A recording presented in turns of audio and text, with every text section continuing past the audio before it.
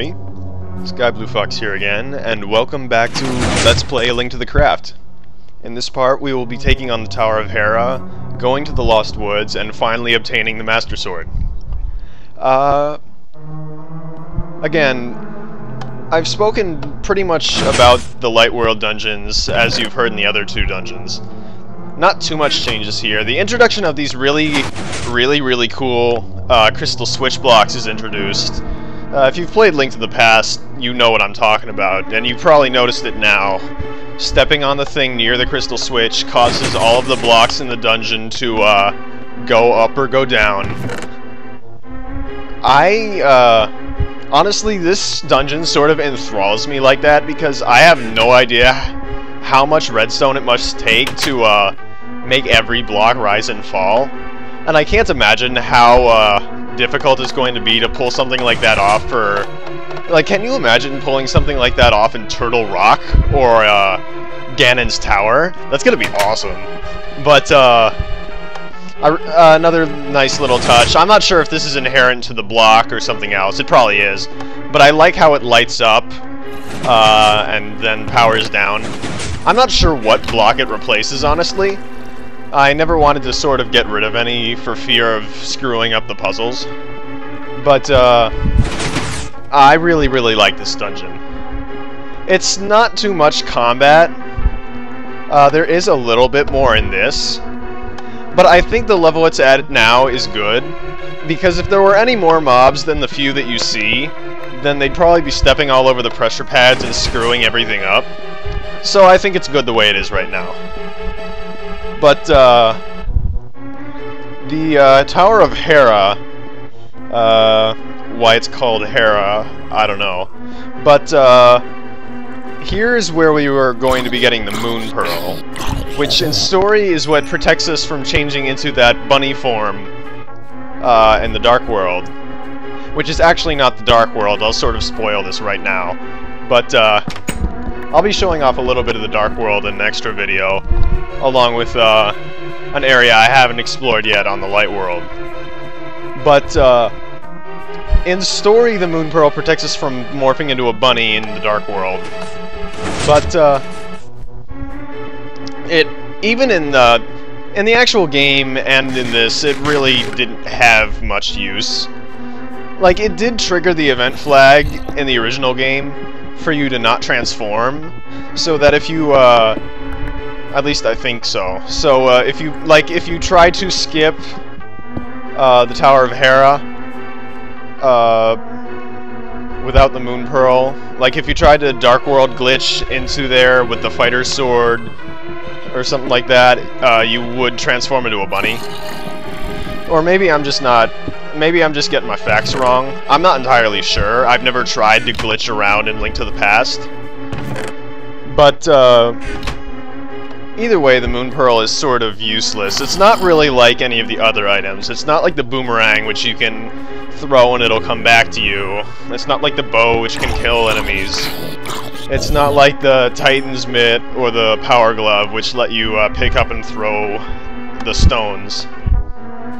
It's just a little story item. It's not really anything super special. Most of this dungeon, as I was talking about before, involves the crystal switches, and it involves certain pressure pads, like this one, to make pits open up and close up. The puzzle here is that you have to step on a pressure pad and then fall into the correct hole to land in front of the big key chest, so you can pick up the Moon Pearl. But for some reason it isn't working.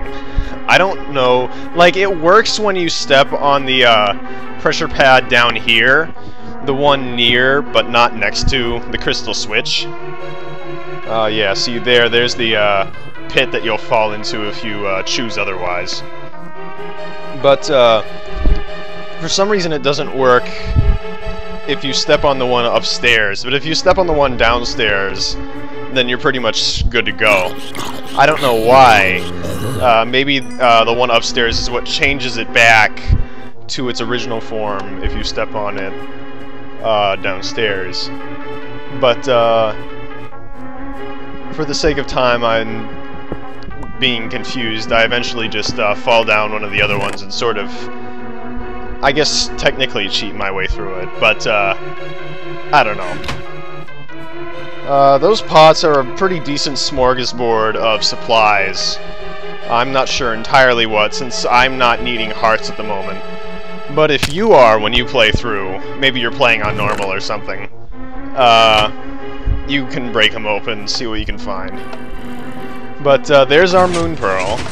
There's where I step on the pressure pad, and then, as we'll notice, and I'll point it out back upstairs, that now the hole I was supposed to have fallen down is open.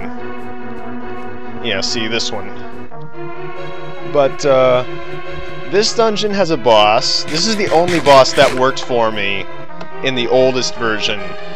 And in this version, it also works. We are fighting a lava slime. However, sort of out of... I don't know. I prefer to fight 2 lava slimes, to be honest, since they're all trying to push you around.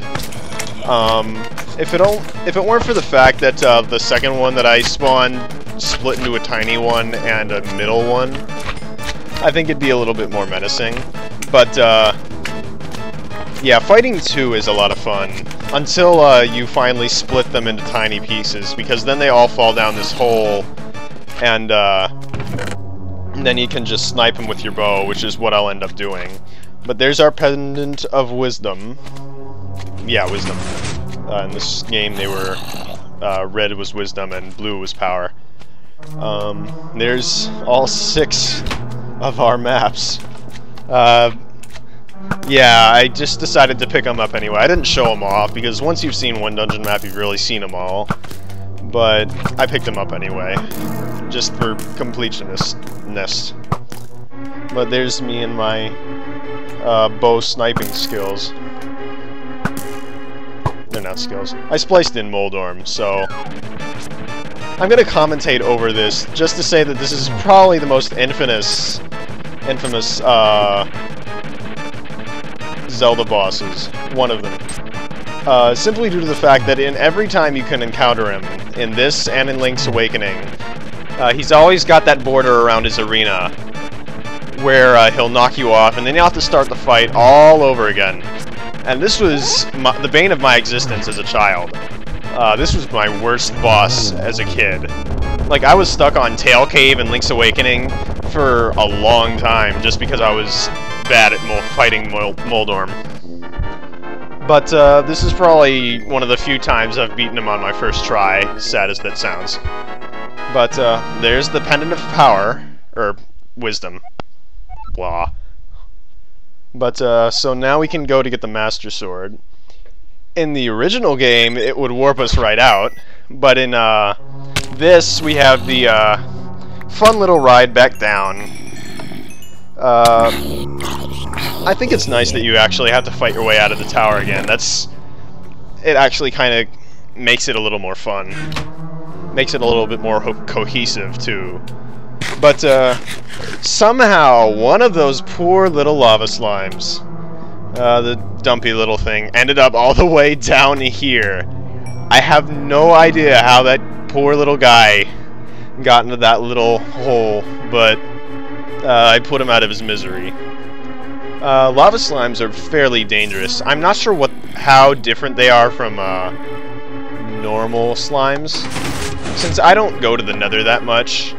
Like, in my main Minecraft game, I just pretty much skipped the Nether once I had decent enough equipment and just went straight to the end.